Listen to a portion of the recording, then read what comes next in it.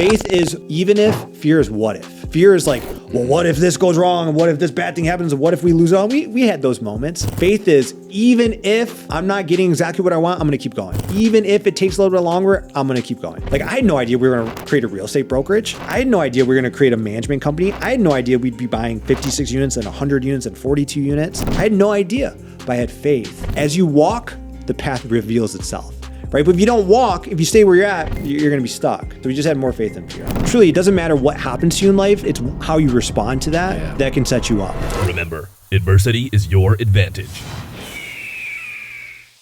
Hi, dude. Tony, welcome to the show. Bryce, I appreciate it, man. We've been trying to do this for 2 years now. So appreciate you, man. And congrats to you and everything you built here, man. Super excited. Thank you. Well, now is the time and a lot to unpack. You are the real estate guy now, but when I first met you years ago, you were the nutrition dietitian. So lots to unpack. I want to, interject there.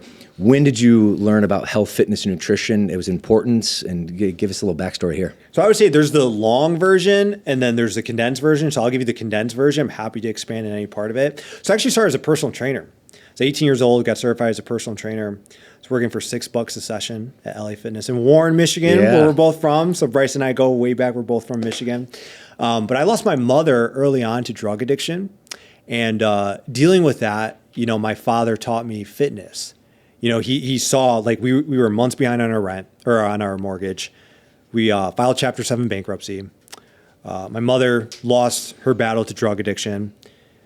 We filed bankruptcy. All this like financial turmoil from the age of 14 to 18. So at 14 years old, my father sat me down. He said, "Hey, we're going to be going through some really tough times here. Let's go in the basement, Midwest basement, right? So you walk down the stairs, ranch, 3-bed, 1-bath house, walk in the basement, those old school Joe Weider weight benches and sand in the dumbbells. You know what I'm talking about? Yeah, the sand, and you hit them down and the sand comes out. And it's like, let me teach you fitness as an outlet, because I don't want drugs. I don't want alcohol. Addiction runs in our family. Yeah. I don't want any of that. I want this fitness to be an outlet. And it helped. It was definitely some tough years there, but fitness became my outlet. It helped me so much. I wanted to dedicate my life to helping others who were going through struggle, adversity, whatever, to use fitness as an outlet. So age 18, I did a mail-in personal training test. I didn't have the money to do the real test. So I found one that was accepted by like LA Fitness and Bally Total Fitness back then, who later got bought out by LA Fitness. Did the mail-in test, started working as a personal trainer for $6 a session while going to school to become a registered dietitian. Because my mindset back then, Bryce, was be like a dual threat quarterback, right? If I could do nutrition and personal training, I'll be way more marketable than just the personal trainer who just does training or the registered dietitian who just does dietitian services. 100%. So that's how it got started for me, man. It really started with pain. Right, started with adversity. Right, I know you love to say adversity is your advantage. Right, my leadership philosophy in life. The tagline of the show. Yeah. So that was how it started for me, man, and then it just kind of evolved from there.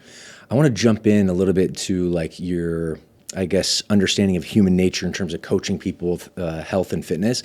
Before I do, and I love this particular platform because I've known you going on like probably 7-8 years now, better part of a decade. I didn't know that your mom suffered from addiction. My father also the same thing. So I want to unpack that. What was that like? What was the learning lessons? And did you say you were 14 when she passed? So 14 when she moved out. Okay. And then when I found out we were behind on the mortgage, filed bankruptcy, I was 18 when she lost her life. Well, first and foremost, I'm very sorry to hear that. Appreciate that. Adversity is your advantage. I know that you've grown and there's definitely some silver linings in that. Sure. What would you say, what was the biggest like learning lesson if you look back 30,000 foot view? What did you learn and how did you get better from that experience? Yeah, great question. And through a lot of therapy and a lot of like personal development, I have learned to see that without that adversity, there's no way I am where I am today. Mm-hmm. So in like a very weird way, like I am grateful for the experience. I would love to have my mother in my life today. And I think it's a great lesson for anyone listening. Like you have to take the frame that this is happening for you, not to you. Yeah. Right. And you're not being buried, you're being planted. Right? Because sometimes in life we can feel like we're being buried. All these things are happening to us. But really, you're being planted to evolve and to grow. So I would say the biggest lesson was I can have anything I want as long as I'm willing to do the work. And that's what my dad taught me when I was 14. He said, life's going to be tough. I'm not going to be able to give you any advantage. I'm not going to be able to provide like financially. Like he had 3 jobs. We were just trying to he's like, I'm not going to help you get ahead. But you can get ahead if you're willing to do the work. And that just hit me, man. And it really resonated with me. So shout out to him for having that wherewithal. Like, he didn't put us in a good spot. Yep. He was part of that problem, definitely. Yeah. He did not understand being older and wiser. He did the best he could with what he had, but he taught me that valuable lesson. And that level of, like, I felt so out of control. Like, in that scenario, I had no control. I was a child. Of course. You know what I mean? I tried to move out. I was like 16, 17, tried to rent a studio apartment for $500. Like, you have no income, you have no job, you can't rent this. So I got like denied a studio apartment. You know, now it's funny. I own the 56 unit 2 miles north of that crappy little studio apartment. But it was to take control of what you can control the controllables, right? And truly, it doesn't matter what happens to you in life. It's how you respond to that, that can set you up, right? Now, I want to dive a little bit deeper. That's hard to go through such a traumatic experience like that. And good on you. And I'd like to think I took the same approach, where adversity is your advantage. There's a silver lining. There's a learning lesson there. And in a weird way, you said you were grateful for the experience. And I can relate to that so much. There's the flip side, though. There's sometimes people, come across a hard situation and they take a victim mentality. They don't necessarily learn that lesson. Sure. Was this factory installed for you? Was this like through therapy, through, I guess, reflection? How did you actually turn the corner and use this to your advantage? Yeah, therapy and personal development, right? Your income will never exceed your level of personal development. And for so long, I was so angry with that. I use that anger as motivation and fuel, but it's such like a double-edged sword. You know what I mean? The more you grow with it, the more you kind of still have that anger and that negativity inside. I just kind of started to realize childhood traumas have no place in building an empire, man. And I had to let go, because then I started bringing some of that into my marriage with my wife, and just it's kind of a little bit more jaded. Like, I couldn't trust my mother, so I can't trust a team member. And if you want something done right, you got to do it yourself. You can't build an empire like that. No. A CEO needs other people, right? You can't just own a job. You have to own a business. You have to trust and employ other people and put people in position to succeed. So I started realizing it was limiting my growth. Oh, yeah. It was such a limiting mindset. So I had to give it up, man. I just had to evolve from that. And it's just personal development, man. Those who don't reflect project, right? I had to do a lot of reflection, a lot of sitting with that journal every day and writing it out and discussing things that not only I was doing well, but things I regretted. I learned to let those regrets be that guideline, right? And let those. And what am I regretting? Like, man, I blow up on people too soon. I don't trust people. I'm not able to put people in the right position. So through that reflection, I was able to realize, okay, what do I need to change and what do I need to move forward with to be successful? Dude, man, so much respect. I have a very similar kind of framework on things. That's probably why we're kindred spirits. Yeah. When you go through hard times, my process is, number one, you got to endure it. Yeah. You got to push through. Number two, what you talked about is take a step back, reflect and process this. Yeah. All right, is your second step.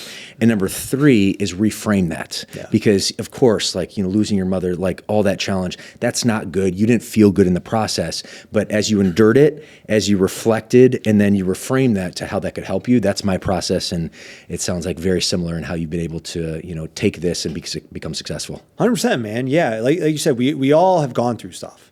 We've all gone through stuff, and it's like, can you take that and use that to not only fuel your success, but use that as a learning lesson? Oh, yeah. You know what I mean? And now I get motivated, man, my children will never have to go through that. I work every day to make sure that my family will never be in that position. You know what I mean? So yeah. I appreciate you, bro. I appreciate you, man. All right, so diving into the coaching aspect at play, what did you learn, if you look back at your experience as a dietitian, a fitness guy, about human nature? Because if you actually break it down, if you ask the average person on the street, what's better, Tony? Should I eat a lean chicken salad or a tub of ice cream? They're going to tell you a lean chicken salad. Yeah. However, when you look at our population's obesity levels and weight, 80% of the population choose the tub of the tub of ice cream instead. Yeah. So what did you learn about human nature and behavioral change throughout your process as a dietitian? Man, I learned a lot. And I learned that you can't separate physiology from psychology, right? So much of what we do is psychological, right? Especially when it comes down to food, exercise, all that. But as humans, we're homeostatic mechanisms. We're built to resist change at all costs. Humans hate change. even when they know they need to make a change, right? Like you guys know that at Fit Body Bootcamp. Well, it's like why leadership's so hard, because leadership, you're directing change and people don't want to change. We're built for homeostasis. We're built to resist change. And then that's the physiological level. But on the psychological level, as humans, we're very good at tolerating. We're very good at, like you said, enduring. And we're very good at being comfortable. And humans will, and this is what I learned as a dietitian, they will take the pain and discomfort of their current situation because they know it. They know how to tolerate it. I had clients, Bryce, that were in their 20s crying. That's why when people are like, oh, obesity isn't a health problem. No, yeah, it is. Have you like seen a morbidly obese person? You know, this whole like intuitive eating, like, you know, oh, it's okay. Just you're all okay. No, dude, I've had clients in their 20s literally crying. I can't get a job because I can't get out of bed. But then they wouldn't make a change because they could tolerate that. They were used to that. Yeah. They were used to that pain. They like figured it out. It wasn't scary. What do we fear most in life? What we don't understand. The unknown, yeah. Right. What's the scariest part of a roller coaster? That dark tunnel. Because you don't know. Am I going up? Am I going down? Whatever. So humans get really comfortable in discomfort because they know how to tolerate it. Even though they know I can't stay here, like I'm going to die early or like I've got diabetes, this isn't the quality of life I want, versus that unknown of what happens if I reach out to the coach. What happens if I make a change? What happens if I go sign up at a Fit Body Bootcamp? Because it's that fear of the unknown. So the biggest thing I learned is humans fear the unknown, and they'd rather take the pain and discomfort that they know versus the fear of the unknown. And Viktor Frankl in Man's Search for Meaning, it's a good one, right? Oh my God. He talked about this because he survived the concentration camps and he was a psychologist. So you could actually like evaluate like from a meta level what was going on. He said towards the end, the guards opened the gates and no one ran out. I didn't catch that. Because they didn't understand what existed out there. What's out in the jungle there. Like they had freedom, dude. Yeah. They opened it up And said like, hey, whatever. It was like towards the end, whatever, right? So many people stayed.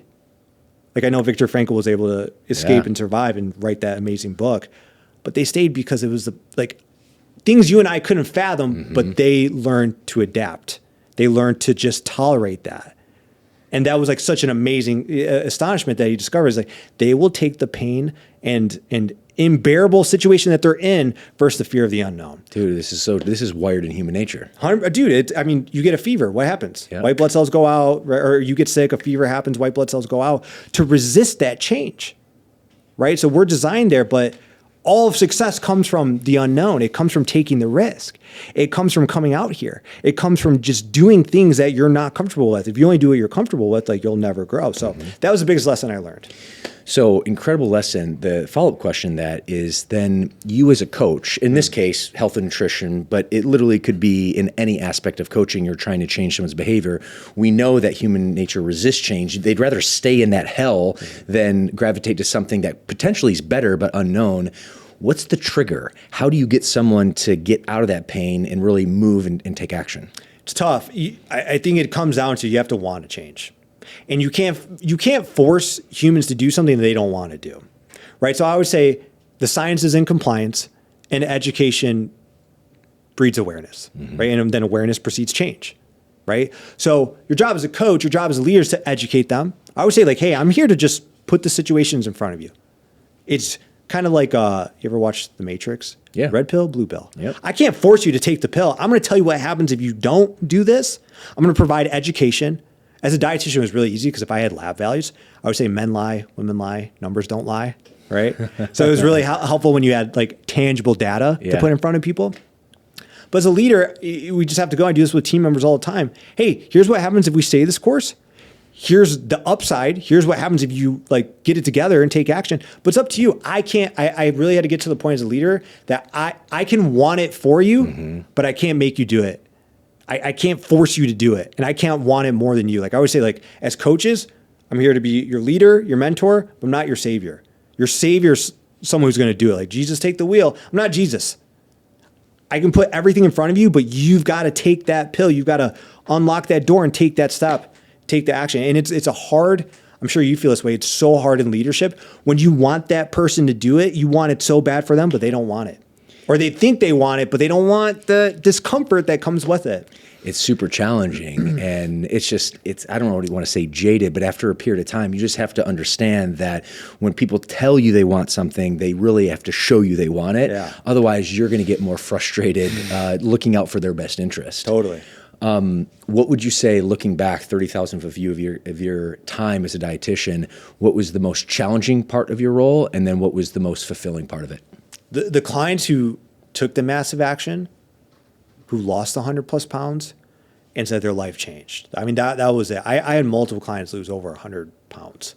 You know what I mean? And that was super rewarding and super fulfilling. I would say it's exactly what I just expressed. The most challenging was the ones you wanted it so bad for, and the ones who gave you the sad stories. Right, I can't pick my kids up. I don't have the energy. My mother died of diabetes, and her mother died of diabetes, and now I'm pre-diabetic.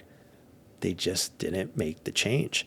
And that's when I learned we can't complain about the results we didn't get for the work we didn't do. And I learned I can't force it. I had this one client, she was a registered nurse, and she was super obviously smart and intelligent. She understood everything I understood. And I gave her everything to do. And she was younger. She wanted to lose like 40 pounds. Worked out with me 3 times a week as a trainer, met with me twice a week as a dietitian. 3 months, no progress. And like my friends and colleagues are like, oh, what are you doing with her? Like, you're not getting progress. I'm like, dude, I'm telling her everything she needs to do. All of a sudden, she starts making amazing progress. Next 3 months, she lost to 40 pounds. I sit her down one day. I'm like, Mallory, what changed? Because like now you're just doing everything. She goes, I had to get there myself.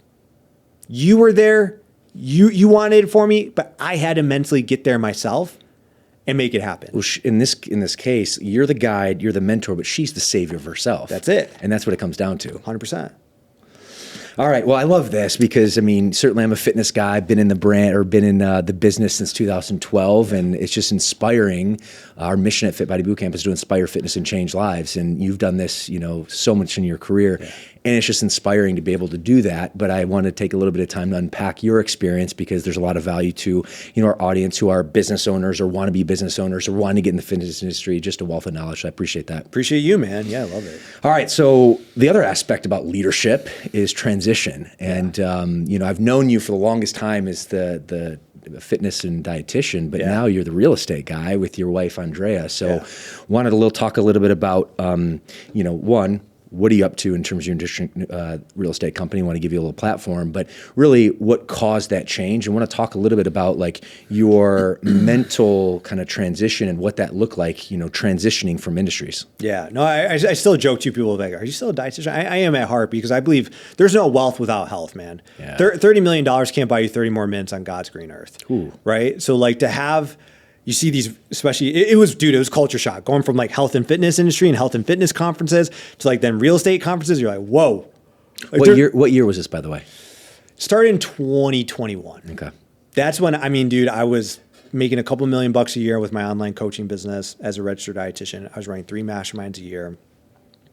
I was running them out here in New York. Yeah, a lot of success. Yeah. Oh, dude. So my first thought was like, dude, man, you're crushing it. Why make that change? I don't know if I wanted to make the change versus the change like was inside of me, like I was pulled towards it, and I could kind of read the writing on the wall, right? I started seeing more and more people coming into the space, started seeing more and more competition popping up. People would leave our group and go start their own group and like, oh, hey, what's Tony going to teach you for 20K? I'll do it for 10K, and kind of started spinning off. And the problem with that business was it was very niche, and the riches are in the niches. They are. But there were like 60,000 total registered dietitians in the United States. And I had like 75, 80 in my mastermind at any time. So I started seeing the writing on the wall, like, where's the runway to this? Because at this point, your business transitioned to, coaching clients, but now teaching other dietitians how to run their business. Yeah. So now we went from like just doing like B to C to B to B, right? And we had digital products, and I was in 21 different countries with that, man. And it was great, But big lesson for anyone listening to this, the only constant in business is change. Oh, yeah. And, the more billionaires I study, they are proficient at looking around the corner.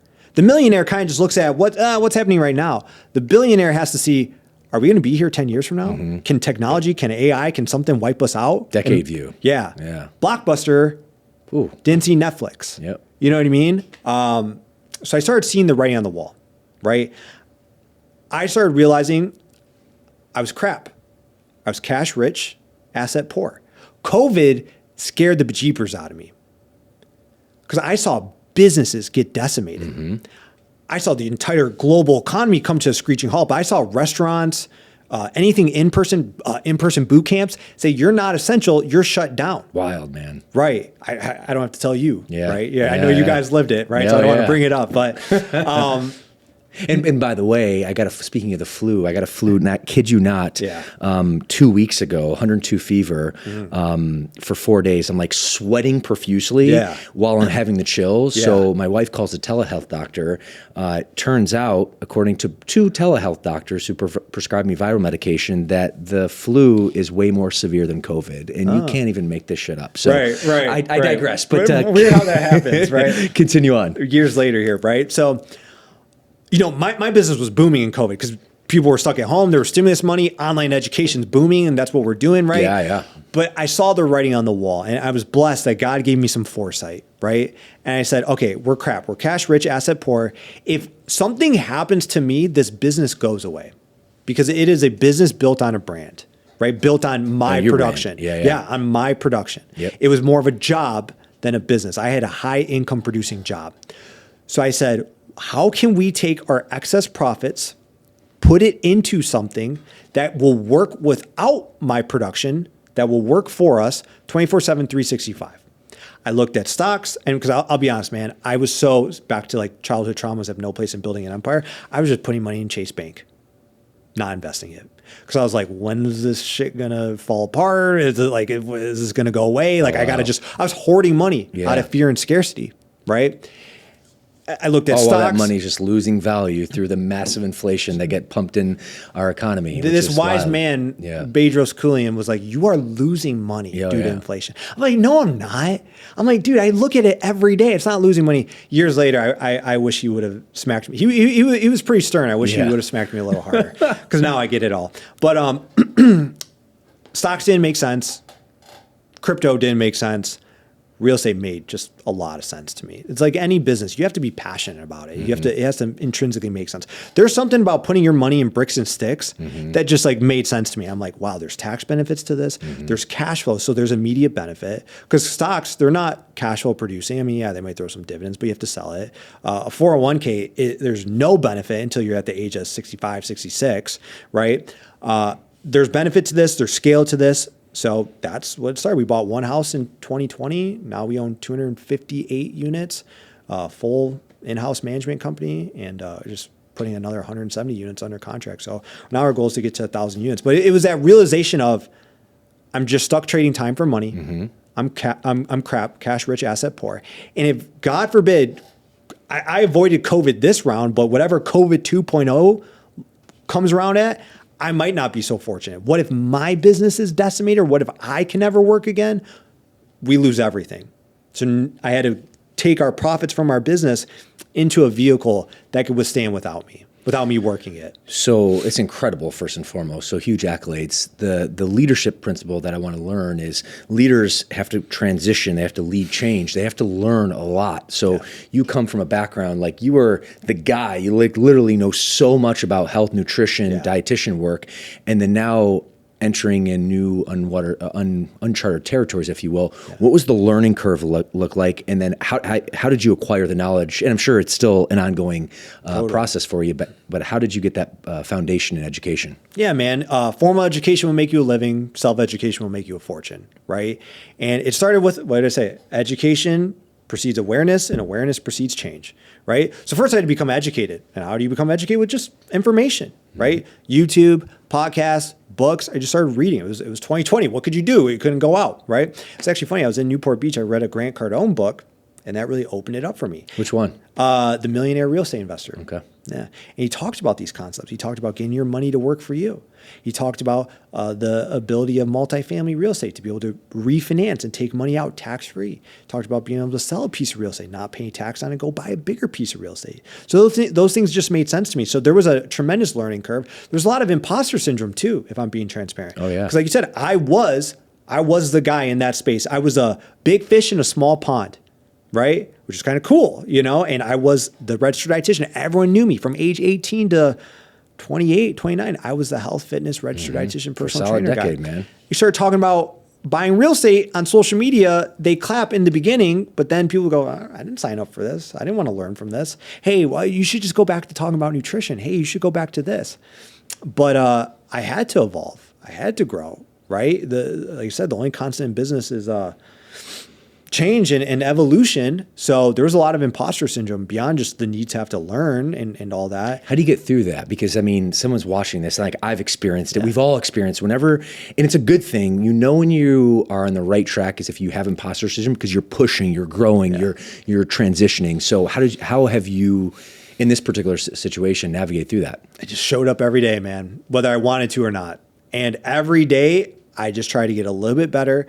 And I truly bought in on the big picture vision. I like in my gut knew like real estate was the thing. I knew it made sense. I knew like long-term this is where I had to be, but it was not easy. And it's the difference of discipline. Discipline is like, what do I want now versus what do I want most? Yeah. Right. And what I wanted now, I mean, I still remember when I shut that mastermind down, I like didn't pitch at like the last event. So there was no upsell. There was no like, I mean, I would walk away from a weekend, make a couple $100,000, dude. I was like, holy fuck. I don't know if we can swear on here. Go for it. Holy fuck. Like, what did we just do?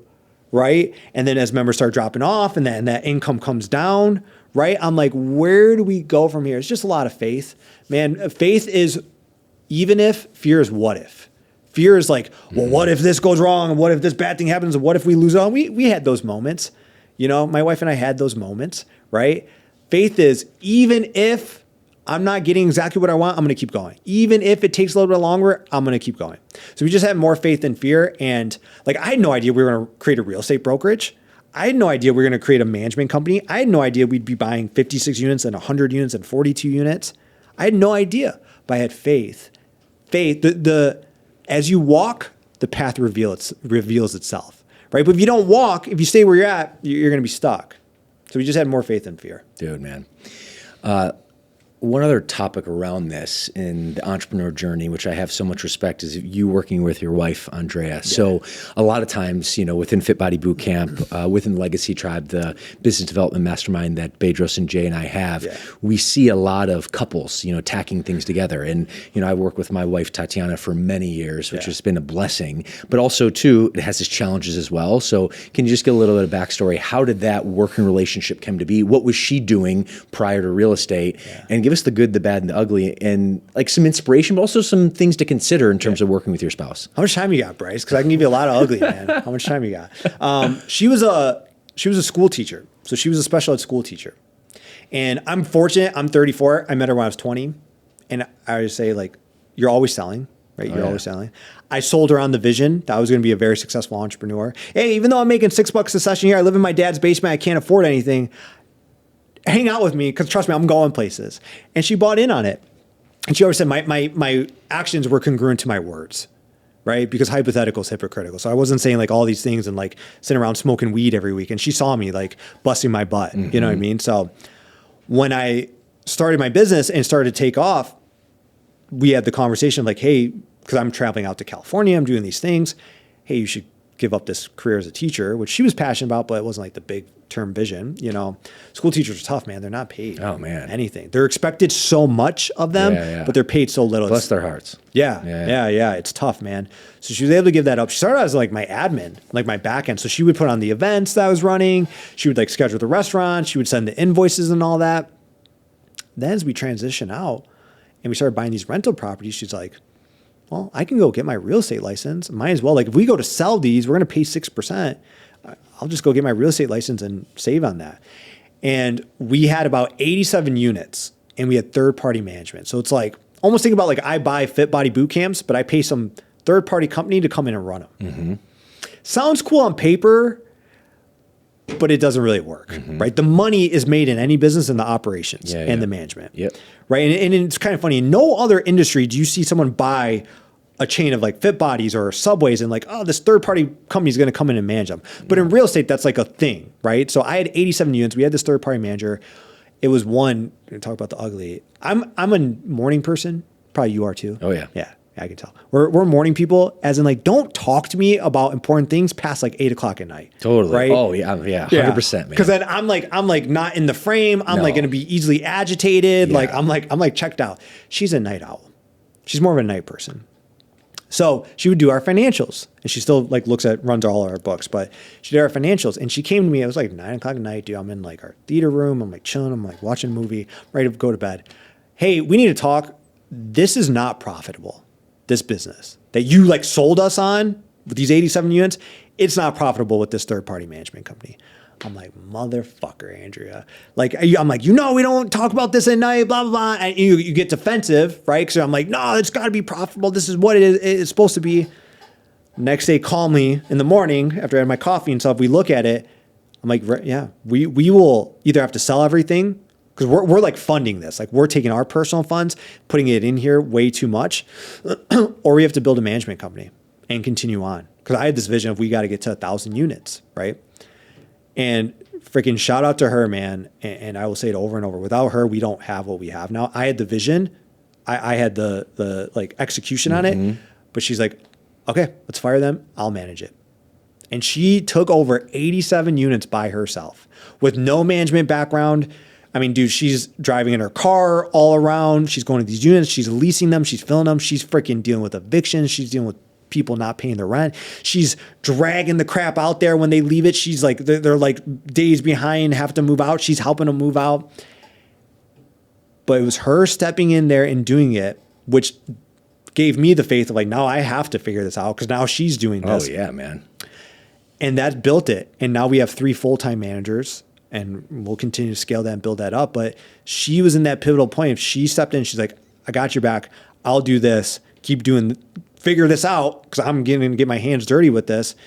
And that was huge for us. Without that, there's no way where we're at today with 258 units. Dude, man, the management's everything. Her heart. Andrea for the win. 100%, dude. 100%. But it was ugly at times. It was, that's the power of teamwork, though. Like, good on you. That's the power of having strong vision, but also leadership as well. And it's interestingly enough, my wife and I very similar. Like, I'm the morning guy. She's the night owl. Like, we have opposite skill sets. Yeah. But, as they say, teamwork makes the dream work. And that's 100%. The value of teamwork. That's the value of having a strong vision. Also, alternate skill sets. Yeah.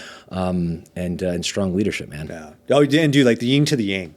Like it's so helpful that she's good at what I'm not good at. Because I can't do that, what she does. So looking back at this experience, and granted, we're shooting this in 2025. I mean, this is in the grand scheme of things, not that long ago, 4 years ago. Yeah. What would you say, Tony, from your lens, was the biggest learning lessons, both from like business, entrepreneurship, which got very similar, and then also leadership lessons that you gleaned from your last 4 years of making this transition? Yeah, you have to have vision. You have to look at what's coming around the corner. If you're building this business, like what can take me out 10 years from now? Is it AI? Is it, that's the big thing right now. Is it technology, right? Is it whatever? Is there competition, right? That I just don't see, right? So like, how can I not just be relevant in 10 years, but how am I growing 10 years from now? Right? What am I saying? That's a big thing that you learn from studying billionaires is they're not just looking at the revenue and the growth today. They're looking at what are we doing today to set us up for growth 10 years from now. So that was a huge thing. I love technology and I love AI and I'd love to have a robot cleaning my house. But in my foreseeable future, we still need a place to live. Still need a place to live. Like, dude, I can't even get Wi-Fi on a Delta flight half the time. We're a long way away from living in the metaverse, right? So I bet on an industry that I feel like is, at least in my lifetime, not going to go anywhere. And we're only moving more to a renter's nation. More and more is it difficult for a first-time home buyer in their now mid-30s to get a first-time home, which means they're going to rent for longer and longer and longer. So that's good for us. Number one, you have to have vision. And number two, you just have to be willing to bet on yourself with the evolution of things and understand, man, it's just the only constant in business is change. So if you're not changing, you're not evolving, you're not trying to get better as a leader, like. Let me jump in there and really glean more of that. You want to bet on yourself. You have to. I mean, this is why we're both successful. But what gives you the confidence to bet on yourself? I want to like deconstruct that because that's so it's so true. Sure. It's so powerful, but I want to be able to give a little bit of tangible takeaway. Yeah, I think some people just have it and some people don't, right? Some people just have this ability to be like, I believe in myself. But like I said, you got to build a track record, right? Hypothetical is hypocritical. You can't like be like, oh, I'm going to conquer all these things, but then like smoke weed and sleep in and eat poorly, right? how you do anything is how you do everything, right? And it's like, show me a man or woman's habits, I'll show you their outcomes and their results. So you got to start and just stack those wins and stack that track record.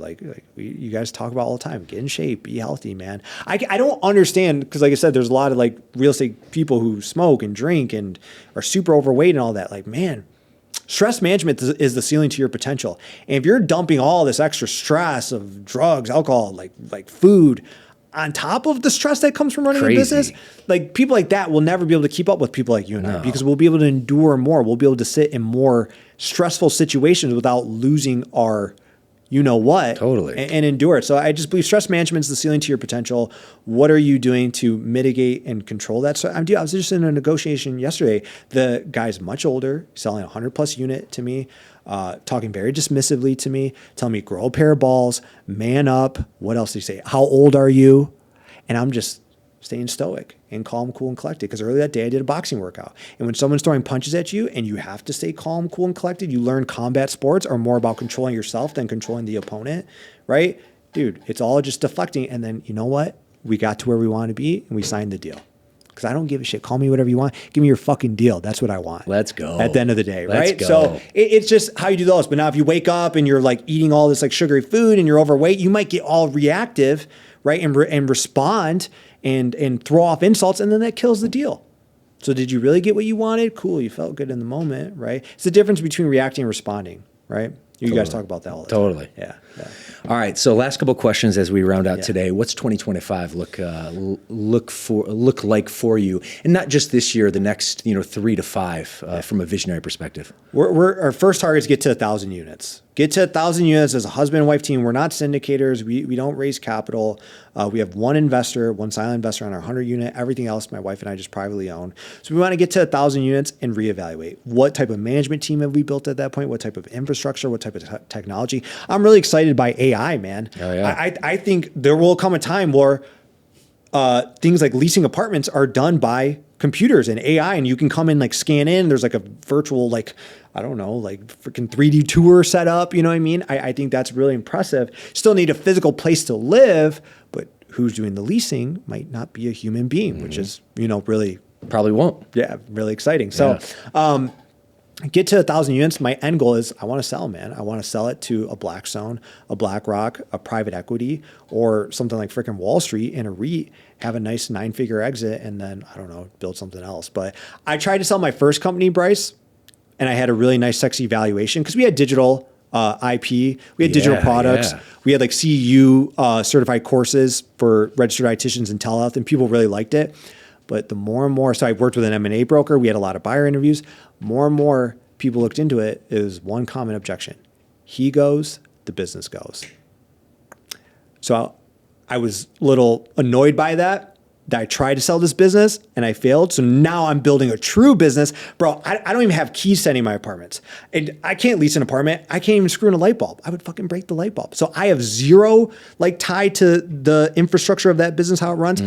I am going to sell this business. So I kind of had to build the first business. And sometimes as entrepreneurs, we build the business we have to build to end up building the business we're meant to build. Amen. Yeah. Amen. And I think that's just an incredible lesson, Tony, from your wild success, but, really like transitioning is, when you're an entrepreneur, like not every first crack, lands. Like it's a journey that you need to continue to take action on, learn, develop, grow, personal growth. I mean, these are all mission critical things to be successful. Totally. And a lot of times people, they hit resistance, they hit a challenge and they're like, oh, this is not for me. It's like, no, this is just part of the hero's journey, part of the entrepreneur's journey, part of the leader's journey. So. Totally. So speaking of leadership, and dude, you're an incredible leader in your own right. The title or the name of my podcast is The CEO Show, the Chief Executive Officer. So I think probably a good segue to ask you from your perspective, Tony, what does it mean to be a CEO? Just brutal personal responsibility. Every time someone screws up, I've learned to say, what did I do here? What's my fault in this? Because I can't control what other people do. Did I give them the right trainings? Did I put them in the position to succeed? Was there something I could have seen before this happened? Like my first deal, my first 7-unit apartment, I almost lost $100,000 because I didn't use a lawyer. I was cheap, right? And it's usually the cheap things that end up costing you the most. I used a real estate attorney to write the purchase agreement. And I guaranteed $100,000 one way or another just to get the deal. I almost ended up losing that because that 7-unit was built on an apple orchard. And come to find out, apple seeds are toxic and can ruin the land, all this crazy stuff. If I would have used a real estate attorney, I could have avoided that. So in that moment, I had to say, what could I have done different? I can't control that it was built on toxic sludge, apple orchard, right?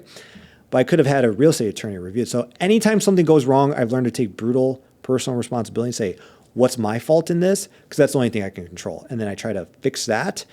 And then as an outcome, get the person or process or thing to do what it needs to do. So I think as CEOs, we have to look inward instead of, because we always want to blame and say, well, they should have done this. They should have known better. But what do we do? What can we do? Because we have to control what you can control, man. And that starts with us. Dude, amen to that. If people took personal responsibility, we would all be in a better shape right now. 100%. And people always ask, like, from Bryce, from a leadership perspective, what are the outside things I need to learn? Literally, my philosophy is leadership is an inside game, and you just said it perfectly, my friend. Love that, man. Well, as we wrap today, I want to thank you for being out here. It's been a long time coming, but more importantly and you took the words out of my mouth. I want to acknowledge you for the guy that you are, the entrepreneur that you are, the leader that you are, and the stoic that you are. You show up with such great energy, great stoic energy. I certainly admire that, and I just wanted to acknowledge you for today. Be on the show. Appreciate you, man. Love what you built here. Your audience is really blessed to have such an amazing platform from you, man. Appreciate everything you've done and what you've accomplished, and just appreciate being here, man. Hell yeah, brother. Yeah. All right, friends. Well, I know you get a ton of value from this episode. My humble request, like, subscribe, and drop your biggest takeaway in the comments. Would love to engage in a healthy conversation. Tony, appreciate you, brother. Appreciate it. And as always, adversity is your advantage. We'll see you in the next episode.